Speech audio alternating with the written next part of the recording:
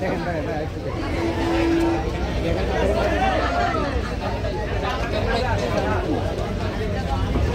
মোটামুটি ভালো সুন্দর উপভোগ করতেছে, আবহাওয়ার সাথে ভালো ম্যাচিং হয়েছে, খুব সুন্দর হয়েছে। আচ্ছা, এই দুইটার কি কোনো নাম রাখা হয়েছে? এই নাম রাখতে বলতে পারি, নাম রাখা আচ্ছা আচ্ছা, আপনি কি উটটা দেখতে আসতেন নাকি? আমার গরু আছে তো। আচ্ছা, একটু ক্যামেরার দিকে তাকান। মানে উট দুটো দাম কিরকম চাচ্ছে আপনি? তারা চাচ্ছে, টাকা চাচ্ছে 84 লাখ, আজকে শুনলাম 60 লাখ চাচ্ছে। 60 লাখ? এটা কি জোড়া? জোড়া জোড়া জোড়া জোড়া 60 লাখ টাকা জোড়া। আর হচ্ছে দামটা কি একটু বেশি মনে হচ্ছে?